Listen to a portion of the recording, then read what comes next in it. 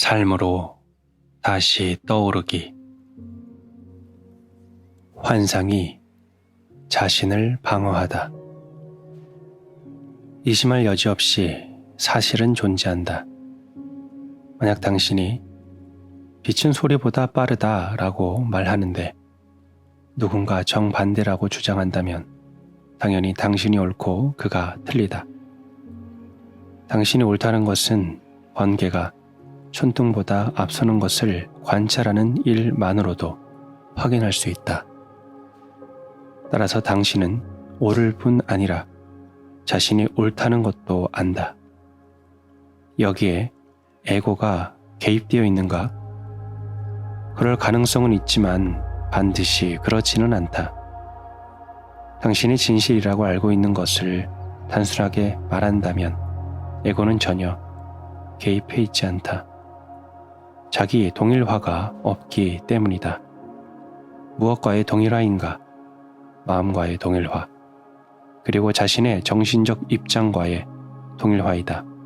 그러나 이 동일화는 쉽게 끼어들 수 있다. 만약 당신이 내 말을 믿어, 내가 잘 아니까 하고 주장하거나 왜 늘 내 말을 믿지 않지? 하고 말하는 자신을 발견한다면 그곳에 이미 에고가 끼어든 것이다. 에고는 나라는 작은 단어 뒤에 숨어 있다. 빛은 소리보다 빠르다라는 단순한 발언은 진리이지만 이제 그것은 에고라는 환상을 위해 이용되고 있다. 나라는 허구의 느낌이 오염된 것이다. 이제 그것은 개인적인 것이 되고 정신적 입장으로 바뀌었다. 누군가가 내가 한 말을 믿지 않으면 나는 위축되거나 모욕당했다고 느낀다. 에고는 모든 것을 개인적으로 받아들인다. 감정이 일어나고 방어, 심리와 심지어 공격성까지 나타난다. 당신은 진실을 방어하려고 하는가? 그렇지 않다. 어떤 경우든 진실은 방어를 필요로 하지 않는다. 빛도 소리도 당신과 누군가가 어떻게 생각하든 상관하지 않는다. 당신은 자기 자신을 방어하고 있는 것이다. 더 정확히 말해 자기 자신이라는 환상, 즉 마음이 만들어낸 대체물을 방어하는 것이다. 환상이 그 자신을 방어하는 것이라고 말하는 편이 더 정확할 것이다. 간단하고 명확한 사실마저 이처럼 에고의 왜곡과 환상의 영향을 받는다면 의견이나 관점이나 판단처럼 나의 자아의식과 쉽게 뒤섞일 수 있는 덜 객관적인 생각 형태들은 얼마나 왜곡이 심하겠는가. 모든 에고는 자신의 의견과 견해를 사실 그 자체와 혼동한다. 더 나아가 객관적인 사건과 그 사건에 대한 자신의 반응의 차이를 구분하지 못한다. 모든 에고는 선별적으로 인식하고 왜곡되게 해석하는 데 달인이다. 생각을 통해서가 아니라 오직 알아차림을 통해서만 사실과 의견의 차이를 구분할 수 있다. 오직 알아차림을 통해서만 올바르게 볼 수 있다. 저것은 상황이며 이것은 상황에 대해 내가 느끼는 분노임을 알고 그런 다음 그 상황에 접근하는 다른 방식이 있음을 깨닫는다. 그것을 보는 다른 시각과 다른 대응 방식이 있음을 오직 알아차림을 통해서만 제한된 한 가지 관점에서 벗어나 그 상황이나 사람의 전체적인 모습을 볼 수 있다. 검증 가능한 단순한 사실들의 경우는 별도로 하고 나는 옳고 너는 틀리다라고 확신하는 것은 개인의 인간관계뿐 아니라 국가, 민족, 종교 간의 상호관계에서도 위험하다.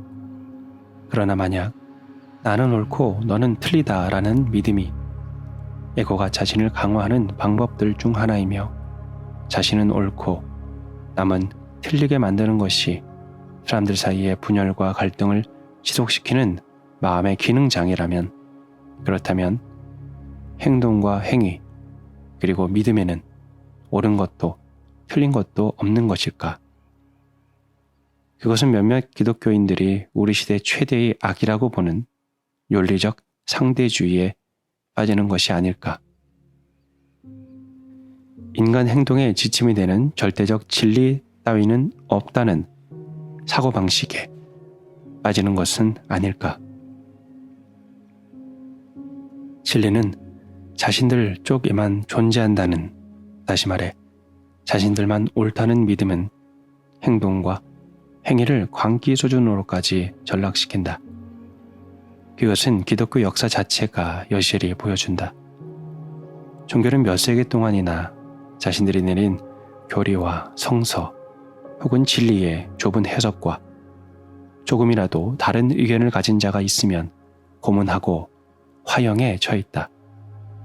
그런 행동은 옳으며 그 이유는 희생자들이 틀리기 때문이라고 생각했다. 희생자들은 너무도 틀리기 때문에 죽이지 않으면 안 된다고 여겼다. 진리가 인간의 생명보다 더 중요하게 여겨졌다.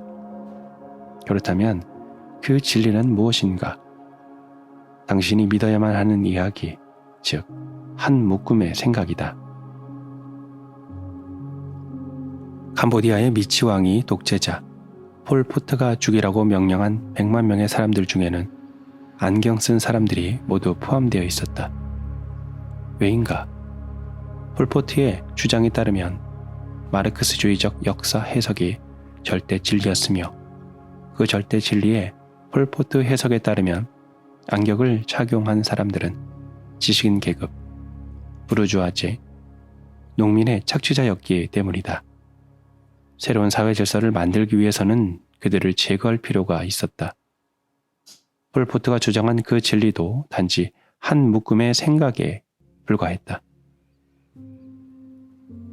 가톨릭을 비롯한 교회들이 윤리적 상대주의를 현대의 악 중의 하나로 비판하는 것은 물론 아주 틀리지 않다. 그러나 결코 발견할 수 없는 장소에서 절대적 진리를 찾는다면 발견할 수 없을 것이다. 발견할 수 없는 장소란 교리, 이념, 계율, 이야기 등이다. 이것들의 공통점은 무엇인가? 그것들은 생각으로 이루어져 있다는 것이다. 생각은 기껏해야 진리를 가리켜 볼 수 있지만 결코 진리 그 자체는 아니다. 그러므로 불교에서는 달을 가리키는 손가락은 달이 아니다라고 말한다. 모든 종교는 그것을 어떻게 사용하는가에 따라 똑같이 틀릴 수도 있고 똑같이 옳을 수도 있다. 이것을 에고를 위해 봉사시킬 수도 있고 진리에 봉사시킬 수도 있다. 자신의 종교만이 진리라고 믿는다면 그것을 에고에 봉사시키고 있는 것이다.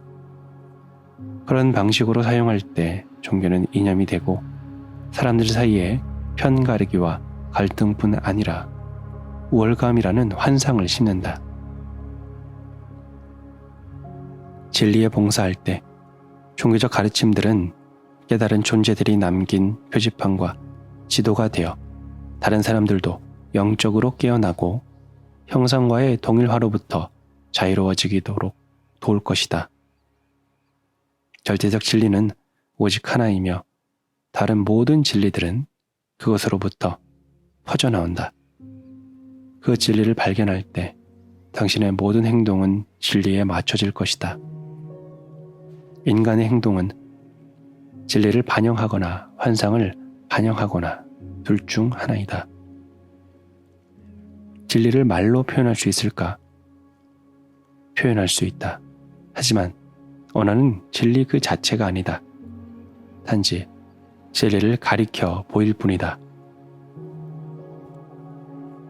그 진리는 당신 자신과 분리될 수 없다.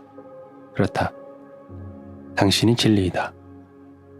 만약 다른 곳에서 진리를 찾고 있다면 매번 속을 것이다. 당신이라는 존재 자체가 진리이다. 예수는 이것을 나는 길이요 진리요 생명이다 라는 말로 전하려고 했다. 예수는 이 말이 가장 강력하고 가장 직접적으로 진리를 가리킨다 라고 했다. 하지만 잘못 해석하면 커다란 장애물이 된다.